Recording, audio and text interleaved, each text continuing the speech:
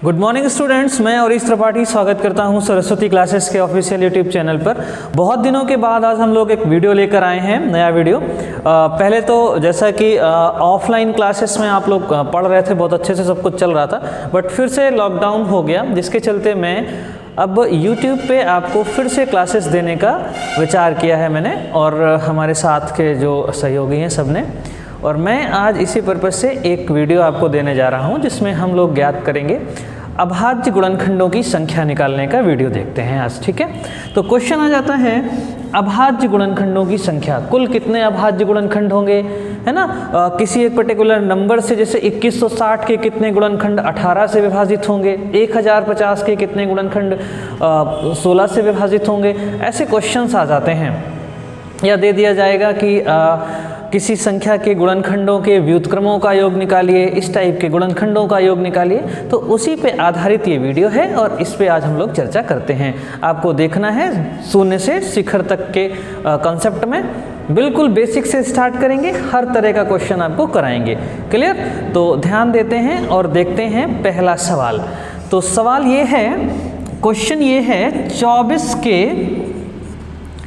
कुल कितने अभाज्य गुणनखंड होंगे। 24 के कुल कितने अभाज्य गुणनखंड होंगे, 24 के कुल कितने अभाज्य गुणनखंड होंगे, ये क्वेश्चन है। ठीक है, अब हम आपको समझा देते हैं कि होते क्या हैं ये अभाज्य गुणनखंड। तो कहने का मतलब ये है कि 24 किन किन नंबरों से डिविजिबल है वो अभाज्य गुणनखंड हम फाइंड आउट करते हैं। जैसे 24 1 से डिविजिबल है, 24 2 से डिविजिबल है, 3 से है, 4 से है, 6 से है, 8 से है और 12 से है और 24 से डिविजिबल है। तो 24 कितने नंबरों से डिविजिबल है? 1 2 3 4 5 6 7 और 8। तो 24 के अभाज्य गुणनखंडों की संख्या कितनी हो जाएगी? 8 अभाज्य गुणनखंड हो जाएंगे। अब इनको ऐसे तो हमने देख लिया, अगर बड़ा नंबर ले लें तो क्या इस तरह से आप लिख लिख के उनको काउंट कर पाओगे? नहीं कर पाओगे। तो ऐसे में हम क्या करते हैं, दूसरा देखिए यहाँ पर, ये आपको समझाने के लिए है, इससे आपका कोई मतलब नहीं है, यहाँ से क्वेश्चन स्टार्ट होता है। इसका प्राइम फैक्टराइजेशन कर लीजिए, जैसा कि बचपन में आपको सिखाया गया था प्राइम फैक्टराइजेशन करना, कि 24 तो 2 दूना 4 दूने 8 या 24, ये बन गया 24 के प्राइम फैक्टराइजेशन। ऐसा मत करना कि 4 गुणा 6 कर लो इसको, या 8 गुणा 3 कर लो इसको, या 2 गुणा 12 कर लो इसको, नहीं, प्राइम फैक्टराइजेशन करना है। क्लियर ना? क्या करना है? प्राइम फैक्टराइजेशन करना है। तो ऐसा ना करें कि जैसे 4 गुणा 6 कर लें, या 12 गुणा 2 कर लें, या 8 गुणा 3 कर लें, ऐसा बिल्कुल नहीं किया जाएगा। प्राइम फैक्टराइजेशन किया जाएगा और इसको पावर में लिख लिया जाएगा। जैसे 2 कितनी बार यूज हुआ है? 3 बार, तो 2 to the power 3 into 3 कितनी बार यूज हुआ है? 1 बार, तो 3 की घात 1 लिख लिया जाएगा। बात समझ में आ गई ना सबको? गुड। ये 3 है तो इससे 1 ज्यादा, यहाँ पे 4, और ये 1 है तो इससे 1 ज़्यादा, यहाँ पे 2, तो कुल मिलाकर 4 into 2 क्या हो जाएगा? 8। और 24 के अभाज्य गुणनखंडों की संख्या कितनी हो गई? 8, जैसा कि आपने अभी काउंट किया था। तो पहला एग्जाम्पल आपको समझ में आ गया होगा, उम्मीद करते हैं आपको पूर्णतः समझ में आ रहा है। ठीक है, ये नहीं करना है, ये आपको समझाने के लिए हमने कर दिया था। क्लियर ना? अब 24 की जगह हम ले लेते हैं, जैसे 72 के कितने अभाज्य गुणनखंड होंगे। किसके? 72 के कितने अभाज्य गुणनखंड होंगे। अब आप कह सकते हो सर 75 नहीं लिया, 75 भी तो ले सकते थे, या आप 60 भी तो ले सकते थे। तो हम ऐसा नंबर पिक कर रहे हैं जिसके बहुत सारे गुणनखंड हो जाएं, तो मुझे समझाने के लिए ज़्यादा मैटर आपको मिल जाएगा, इसलिए ऐसे नंबरों को पिक कर रहे हैं। ठीक है, जैसे आप कह सकते थे सर 25 ले लेते या 26 ले लेते, 26 लेंगे तो 1 से डिवाइड होगा, 13 से होगा और 2 से होगा, तो क्या फ़ायदा, समझाने के लिए ज़्यादा मैटर नहीं हुआ मेरे पास। 24 ऐसा था जो बहुत सारे नंबरों से डिवाइड हो रहा था, ऐसे ही 72। तो आपको सिर्फ हम समझाने के लिए लिख दे रहे हैं, इसका आपसे कोई मतलब नहीं है, आप ऐसा नहीं करेंगे, सिर्फ आपको ये दिखाना है। 1 से डिविजिबल है, 2 से है, 3 से है, 4 से है, 6 से है, 8 से डिविजिबल है, 72, 9 से भी डिविजिबल है, 12 से डिविजिबल है 12 से, और ये 18 से डिविजिबल है, 24 से डिविजिबल है, 36 से डिविजिबल है, और इटसेल्फ यानी 72 से तो डिविजिबल है ही ये।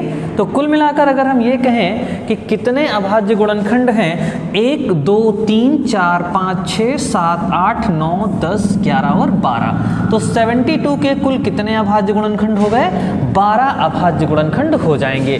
क्लियरली समझ आ गया सबको, अभाज्य गुणनखंड कितने हो जाएंगे, 12। अब आगे ले लेते हैं, आपको कैसे करना है, तो जैसे लिख लिया 72, और इसका हमने प्राइम फैक्टराइजेशन किया, तो 2 दूना 4 दूनी 8 तिया 24 तिया 72, ये प्राइम फैक्टराइजेशन हो गया। अब पावर में लिखें 2 की घात 3 गुणा 3 की घात 2, इस प्रकार लिख सकते हैं। पावर में 3 है तो +1 करेंगे, 4 ले लिया जाएगा। पावर में 2 है तो +1 यानी 3 ले लिया जाएगा, और 4 × 3 क्या हो जाएगा, 12। तो 72 के कितने अभाज्य गुणनखंड हो गए, 12, 12 अभाज्य गुणनखंड हो गए। इस तरह से आप लोग कर लेंगे और आपको आई होप समझ में आ गया होगा। तो ये हमने काउंट करके दिखा दिया था, और ऐसे आपको। अब जैसे अगले क्वेश्चन में ये कह दिया जाए कि अभाज्य गुणनखंड, तो आप इस तरह से फाइंड आउट कर लेंगे, बड़े बड़े नंबरों के भी फाइंड आउट कर सकते हैं। जैसे 2160 के कुल कितने अभाज्य गुणनखंड हो गए, 2160 के कुल कितने अभाज्य गुणनखंड होंगे, कुल कितने अभाज्य गुणनखंड होंगे। तो अभी क्या करना है, अभाज्य गुणनखंड होंगे, तो यहाँ पे 2160। अब आपको 2160 के आपको फैक्टर करना आना चाहिए। कैसे फैक्टर करना आना चाहिए, इस तरह से 2160 इसके फैक्टर करेंगे तो ये आप देख रहे हो 2160, ये क्या है, ये है 6 का क्यूब है, ये 6 का क्यूब इंटू 10 है, ये है ना, 0 के कारण ये 10 हुआ होगा, तो 6 का क्यूब इंटू 10। तो यहाँ पे लिख सकते हैं हम 2406 का क्यूब इंटू 10। अच्छा, 6 का क्यूब क्या है, 2 क्यूब इंटू 3 क्यूब, ये 6 क्यूब हो गया, और 10 क्या है, 2 इंटू 5।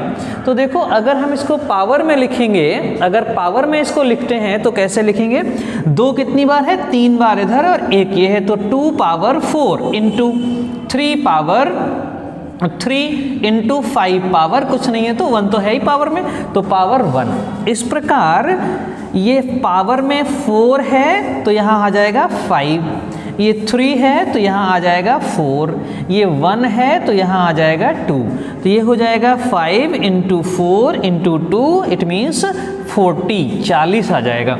तो 2160 के कुल कितने अभाज्य गुणनखंड होंगे, आंसर आया 40 अभाज्य गुणनखंड होंगे। 2160 के 40 अभाज्य गुणनखंड होंगे।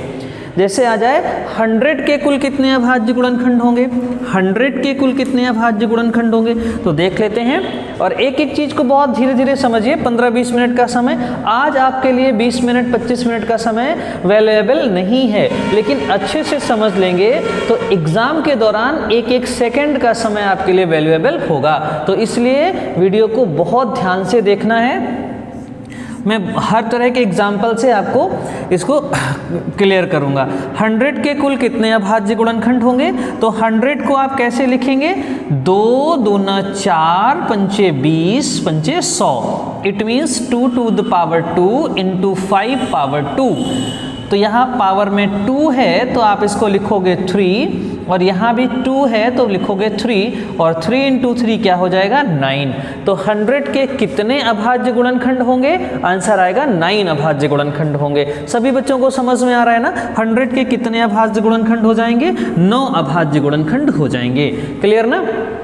एक एग्जाम्पल और ले लेते हैं। इस प्रकार आप अभाज्य गुणनखंड निकाल सकते हो किसी भी नंबर के आसानी से। जैसे कह दिया जाए 10,500 के कितने अभाज्य गुणनखंड होंगे, 10,500 के कुल कितने अभाज्य गुणनखंड होंगे, तो आप इसको कैसे देखोगे, 105 और ये 100 है, 105 गुणा 100 है ना, तभी तो 10,500 हुआ होगा। तो पहले 105 के फैक्टर कर लो, 105 15 सत्ते 105, तो 3 पचे 15 सत्ते 105, ये 105 का हो गया। और 100 को लिख लो 2 गुणा 2 गुणा 5 गुणा 5, तो कुल मिलाकर 2 की घात कितना 2, 3 कितनी बार है, 1 बार है, 5 कितनी बार है, 2 इधर है 1 इधर है, तो 5 की घात 3 हो गया।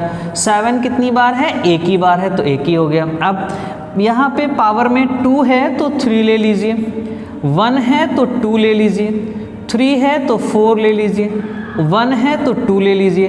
3 दूना 6, चौको 24 दूना 48, तो कितने गुणनखंड हो जाएंगे, 48।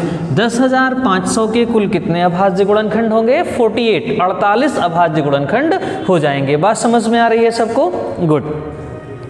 तो इस तरह आप किसी भी नंबर के अभाज्य गुणनखंड आसानी से फाइंड आउट कर सकते हैं। फिर छोटे एग्जाम्पल से आपको समझा दें, जैसे ले लिया यहाँ पर 24 या 72, हमने 72 ले लिया, 72। अब यहाँ पे ये देख लेते हैं कि एक पर्टिकुलर नंबर से डिविजिबल कितने अभाज्य गुणनखंड होंगे, उसके बारे में देख लेते हैं। जैसे कह दिया जाए 72 1 से कटेगा, 2 से कटेगा, 3 से कटेगा, 4 से, 6 से, 8 से, 9 से, 12 से, 18 से, 36 से और 72 से कटेगा। क्लियर ना। अब इसके कितने गुणनखंड ऐसे हैं जो 6 से डिविजिबल हैं, तो 6 से डिविजिबल एक ये है, दूसरा, तीसरा, चौथा और पांचवा।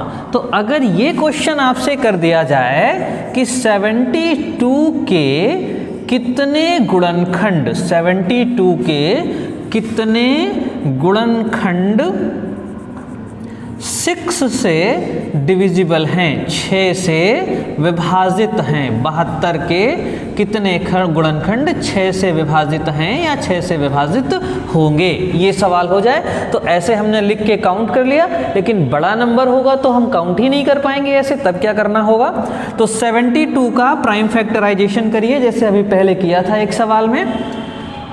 2 दूना 4, दूनी 8, तिया 24, तिया 72, ये प्राइम फैक्टराइजेशन हो गया। 2 की घात 3 गुणा 3 की घात 2। और अब हमने पूछा है कितने गुणनखंड 6 से डिविजिबल होंगे, 6 से डिविजिबल होंगे, कितने गुणनखंड 6 से डिविजिबल होंगे। तो हमें यहाँ पर 6 को बाहर करना है। 6 क्या होगा, 2 × 3, ये आप बाहर कर लीजिए। अगर 8 से डिविजिबल पूछता तो 8 को बाहर करना पड़ता, 3 से डिविजिबल पूछता तो 3 को बाहर करना पड़ा, 9 से डिविजिबल पूछता तो 9 को बाहर करना पड़ता, 12 से डिविजिबल पूछता तो 12 को बाहर करना पड़ता। तो 6 से डिविजिबल पूछा है तो हमने 6 बाहर कर लिया, 2 गुणा 3। अब 2 यहाँ कितनी बार है, टोटल 3 बार है, और 1 बार हमने बाहर कर लिया तो बचा कितनी बार, 2 बार बचा। 3 कितनी बार है, 3 यहाँ पे 2 बार है, 1 बार हमने बाहर ले लिया तो बचा कितनी बार, 1 बार। तो कुल मिलाकर यहाँ पे देखिए ब्रैकेट के बाहर 6 से डिविजिबल पूछता था तो 6 बाहर कर लिया गया, अंदर क्या बचा वो ये आपके सामने है। यहाँ पावर में 2 है तो आप 3 ले लेंगे, पावर में 1 है तो 2 ले लेंगे, तो कुल मिलाकर कितना हुआ, 6। तो 6 से डिविजिबल गुणनखंडों की संख्या कितनी हो जाएगी, 6। यानी 6 से विभाजित कुल कितने गुणनखंड होंगे, तो 6 ही गुणनखंड होंगे जो 6 से विभाजित होंगे। कौन कौन से, देखो सॉरी यहाँ पे 24 छूट गया था, तो यहाँ पे 24 छूट गया था, तो कौन कौन है, 1 2 3 4 5 और 6, वही आपका आंसर हो गया। तो इस तरह से 6 से विभाजित गुणनखंडों की संख्या हमने फाइंड आउट कर ली। यहाँ पे हमसे ये पूछ दिया जाए कि 72 के कितने गुणनखंड ऐसे हैं, अभी आप सीखो पहले, फिर आप बड़े बड़े नंबरों को कैलकुलेट कर सकते हो। 72 के कुल गुणनखंड कितने ऐसे हैं, ऐसे कितने, यहाँ 24 होगा, 36 होगा और 72 होगा। यहाँ ये कह दिया जाए कि कितने गुणनखंड ऐसे हैं जो 12 से डिविजिबल हैं, तो 1 2 3 और 4 आंसर होगा आपका। तो यहाँ पे आप क्या करोगे, 2 की घात 3 गुणा 3 की घात 2 बन रहा है, 12 बाहर कर लीजिए, 2 दूना 4 तिया 12 बाहर कर लिया, ये 3 बार है, 2 बार बाहर कर लिया तो बचा कितनी बार, 1 बार। ये 2 बार है, 1 बार बाहर कर लिया तो बचा कितनी बार, 1 बार, तो 3 की घात 1। क्लियर ना। यहाँ पावर में 1 है तो +1 करेंगे 2, 1 है तो +1 करेंगे 2, इट मीन्स क्या आ जाएगा 4। तो कितने डिविजिबल, 12 से डिविजिबल गुणनखंड कितने हो जाएंगे, 4। तो किसी भी नंबर से विभाजित गुणनखंडों की संख्या हम आसानी से यहाँ फाइंड आउट कर सकते हैं। बोलो बच्चों, कर लोगे ना। जैसे अगला सवाल एक ले लिया जाए, यहाँ पर 72 की जगह कोई दूसरा ले लेते हैं और इस प्रोसेस को ऐसे ही रखते हैं। जैसे कह दिया जाए कोई भी नंबर ले लें, मान लीजिए अभी हमने 10,500 ही लिया था तो 10,500 ले लेते हैं। 10,500 के कितने गुणनखंड 21 से डिविजिबल होंगे? 10,500 के कितने गुणनखंड 21 से डिविजिबल होंगे या 42 से डिविजिबल होंगे? तो 10,500 को पहले हम लोग फैक्टराइजेशन कर लेते हैं। अभी आपको बताया था 3 × 5 = 15 × 105 और 100 को 2 × 2 × 5 × 5। तो इसको अगर हम लिखेंगे तो क्या लिखेंगे? 2 to the power 2, 3 power 1, 5 power 3 और 7 power 1। अब कह दिया जाए कितने गुणनखंड 10,500 के कितने गुणनखंड कह दिया जाए 21 से विभाजित हैं, 21 से विभाजित हैं। तो आपको क्या करना होगा? 21 बाहर करना होगा इससे। 21 के लिए आप क्या करोगे? 3 × 7 बाहर करोगे। क्लियर ना? तो यहाँ पे 2 कितनी बार है? 2 बार। बाहर तो निकाला नहीं तो ये पूरा पूरा आ जाएगा ऐसे ही 2 to the power 2। 3 एक बार है, एक ही बार बाहर कर लिया तो यहाँ पे कुछ नहीं रह जाएगा 3 के लिए। 5 यहाँ पर कितनी बार है? 3 बार। बाहर किया नहीं तो पूरा पूरा आ जाएगा। 7 कितनी बार है? एक बार। बाहर किया नहीं तो पूरा पूरा आ जाएगा। इस प्रकार बात समझ में आ गई सबको?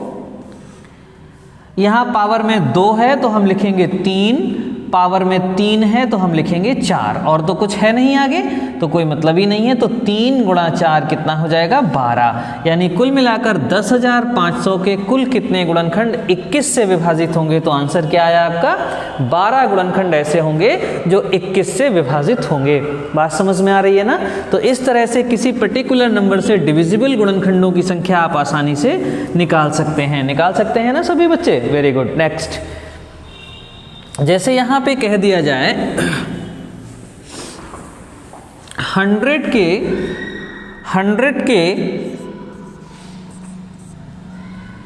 कुल कितने गुणनखंड 10 से विभाजित होंगे, 10 से विभाजित होंगे। तो आप यहाँ पे क्या ले लोगे? 10 से विभाजित होंगे। कैसे आप लिखोगे? 100 को आप क्या लिखोगे? 2 की घात 2 × 5 की घात 2। अभी पहले लिख चुके हैं इसको। 10 से डिवाइड करने के लिए पूछ रहा है तो 10 क्या है? 2 × 5 है, 2 × 5 है। यहाँ 2 कितनी बार है? 2 बार है। एक बार बाहर कर लिया तो बचा कितनी बार? 1 बार। 5 कितनी बार है? 2 बार है। एक बार बाहर कर लिया तो बचा कितनी बार? 1 बार। पावर में बेटा यहाँ 1 है तो हम 2 ले लेंगे, पावर में यहाँ 1 है तो 2 ले लेंगे। तो कुल मिलाकर 10 से विभाजित गुणनखंडों की संख्या कितनी हो जाएगी? 4 हो जाएगी। कौन कौन से? एक 10, 20, 50 और 100। तो कितने हो गए? 4 गुणनखंड ऐसे होंगे जो 10 से विभाजित होंगे। तो इस तरह किसी पर्टिकुलर नंबर से डिविजिबल गुणनखंडों की संख्या आप आसानी से फाइंड आउट कर सकते हैं। क्लियर ना? नेक्स्ट में देखते हैं गुणनखंडों का योगफल निकालने के लिए आता है। गुणनखंडों का योगफल कैसे निकाला जाता है? अगले क्वेश्चन में अभाज्य गुणनखंडों का योगफल कैसे, तो पहले एक एग्जांपल से समझते हैं। जैसे लिख दिया जाए 24 के अभाज्य गुणनखंडों का योग। अभाज्य गुणनखंडों का योग ज्ञात करना है। तो क्या करेंगे? 24 के, देखिए सबसे पहले 24 के कितने गुणनखंड हो सकते हैं? 1 से कटेगा, 2 से, 3 से, 4 से, 6 से, 8 से, 12 से और 24 से। इतने नंबरों से ये डिविजिबल है। इनका योगफल ज्ञात करना है। योगफल ज्ञात करेंगे तो 1 और 2 3, 3 3 6, 6 4 10, 10 6 16, 16 और 8 16 और 8 हुआ 24, 24 24 48, 48 12 60। तो अगर इनके गुणनखंडों का हम योग ज्ञात करते हैं तो कितना आ रहा है? 60 आ रहा है। गुणनखंडों का योग ज्ञात करते हैं तो कितना आ रहा है? 60 आ रहा है। अब कैसे, क्या ऐसे लिख के आप इसको ऐड करोगे क्या? मान लो 24 हमने छोटा नंबर लिया था, बड़ा नंबर ले लो तो बहुत सारे गुणनखंड होंगे, तो क्या हम सबको ऐसे काउंट कर पाएंगे? नहीं। फिर क्या करेंगे? 24, इसका प्राइम फैक्टराइजेशन करिए। 2 दूना 4, दूनी 8, तिया 24। ये प्राइम फैक्टराइजेशन हो गया। पावर में लिख लीजिए 2 की घात 3 गुणा 3 की घात 1, इस तरह से। अभी क्या करना होगा? देखिए यहाँ 0 से स्टार्ट करिए इस प्रकार 2 power 0 plus 2 power 1 plus 2 power 2 plus 2 power 3 into यहाँ फिर 3 पावर 0 इंटू 3 पावर 1, ऐसे लिख लीजिए इसको। 0 से लेकर और जितनी पावर है वहाँ तक आप इस तरह प्लस प्लस में लिखते चले जाइए। तो यहाँ 2 पावर 0 का मतलब हुआ 1, 2 पावर 1 का मतलब हुआ 2, ये हो जाएगा 4, ये हो जाएगा 8, ऐसे लिख लिया। इंटू ये हो जाएगा 3 पावर 0 का वैल्यू 1 प्लस 3 पावर 1 का वैल्यू 1, तो ये हो जाएगा इस तरह से। ये हो जाएगा 2 1 3 3 4 7 7 और 8 15 इंटू 3 और 1 4, तो 3 15 गुणा 4 क्या हो जाएगा 60 हो जाएगा। तो कितने गुणनखंड हो जाएंगे, सॉरी गुणनखंडों का योग कितना हो जाएगा 60 हो जाएगा। तो इस प्रकार अभाज्य गुणनखंडों का योग आसानी से निकाल लेंगे। जैसे और देख लेते हैं, यहाँ 24 का समझ में आ गया होगा क्या करना होगा। पहले इस तरह से इतना तो आपको सिखाई दिया था पहले वाले क्वेश्चनों में। फिर क्या करना है, ये 2 पावर 3 है तो 2 पावर 0 से बढ़ाते चले जाइए प्लस प्लस करके। तो 2 power 0 plus 2 power 1 plus 2 power 2 plus 2 power 3, फिर इंटू 3 पावर 0 और प्लस यहाँ पे होगा 3 पावर 1। तो ये हो जाएगा 2 पावर 0 का वैल्यू 1, ये 2, ये 4 और ये 8, ऐसे ही 1 और ये 3, 8 4 12 2 14 1 15 और गुणा 3 और 1 4, तो क्या हो गया 60। इस प्रकार आप गुणनखंडों का योग ज्ञात कर सकते हैं आसानी से। जैसे कह दिया जाए कि 72 के गुणनखंडों का योग ज्ञात कीजिए, ले लेते हैं चलिए 72 72 के गुणनखंडों का योग ज्ञात कीजिए। तो देखो सबसे पहले तो तुम्हें 72 के प्राइम फैक्टराइजेशन करना होगा 72 का। 2 दूना 4 दूनी 8 तिया 24 तिया 72, 2 की घात 3 लिखेंगे, 3 की घात 2 लिखेंगे। अब 0 से शुरू करिए, या कैसे 2 power 0 plus 2 power 1 plus 2 power 2 plus 2 power 3 into 3 power 0 plus 3 power 1 plus 3 power 2, ऐसे लिख लीजिए। ये 1 हो जाएगा, 2 हो जाएगा, 4 हो जाएगा, ये 8 हो जाएगा। क्लियर ना। अब इंटू ये हो जाएगा 1, ये 3 और ये हो जाएगा 9, 2 1 3 4 7 7 8 15 मल्टीप्लाई 9 1 10 3 13, तो ये हो जाएगा 195। तो 72 के गुणनखंडों का योगफल कितना हो जाएगा 195। तो किसी के भी गुणनखंडों का योग इस प्रकार हम लोग निकाल सकते हैं। क्वेश्चन किसी भी तरह का आए, कॉन्सेप्ट यही रहेगा। तो गुणनखंडों का योगफल आसानी से निकाल सकते हो। क्लियर ना। जैसे यहाँ पे तुमसे कह दिया जाए गुणनखंडों 24 के अभाज्य गुणनखंडों के व्युत्क्रमों का योग ज्ञात करने के लिए आपसे कह दिया जाए व्युत्क्रमों का योग, तो क्या करेंगे। तो 24 के अगर अभाज्य गुणनखंड लेते हैं तो पहले ये देख लीजिए 24 कटेगा किससे किससे। 1 से कटेगा, 2 से कटेगा, 3 से कटेगा, 4 से, 6 से, 8 से, 12 से और 24 से बार बार देख रहे हैं। इनके व्युत्क्रम इनवर्स 1 का 1/1, 2 का 1/2, 1/3, 1/4, 1/6, 1/8, 1/12 और 1/24। तो यहाँ पे इनका एलसीएम अगर निकालें तो 24 हो जाएगा। 1 से कटेगा ये 24 आ जाएगा, 2 से कटेगा 12 आ जाएगा, 3 से 8 आ जाएगा, 4 से 6, 6 से 4, 8 से 3, 12 से 2 और 24 से 1 आ जाएगा। तो ये क्या हो गया, ये तो हो गया गुणनखंडों का योग और बटे जिसका आप नंबर का निकाल रहे हैं उसके वो नंबर हो गया। तो अगर ये पूछा जाए कि व्युत्क्रमों का योग क्या हुआ, तो व्युत्क्रमों का योग क्या हुआ, ये तो हो गया गुणनखंडों का योग बटे संख्या। तो किसी भी नंबर के व्युत्क्रमों का योगफल अगर पूछा जाए, किसी भी नंबर के व्युत्क्रमों का योगफल पूछा जाए तो क्या करोगे, उसके अभाज्य गुणनखंडों का योगफल बटे संख्या, अभाज्य गुणनखंडों का योगफल बटे वही संख्या, और इसको कैलकुलेट कर लीजिए। तो ये हो जाएगा 60/24, ये कैंसिल हो जाएगा। यहाँ पर अभी तो काउंट किया था ना, तो 60 ही तो आया था। ये कटेगा 5/2, इट मीन्स 2.5। तो अभाज्य गुणनखंडों के व्युत्क्रमों का योगफल क्या हो जाएगा? 2.5 हो जाएगा। तो इस तरह किसी भी नंबर के अभाज्य गुणनखंड के व्युत्क्रमों का योगफल आसानी से ज्ञात कर लेंगे। तो आज हमने आपको बेसिक कॉन्सेप्ट से रूबरू करा दिया। कल इस पे आधारित हम लोग क्वेश्चन करेंगे। अगले वीडियो में हम लोग इसके बहुत सारे क्वेश्चन लेकर आएंगे, सॉल्व हम भी करेंगे और आपसे भी करवाएंगे। तो आज के लिए इतना ही, धन्यवाद। मिलेंगे कल अगले वीडियो में।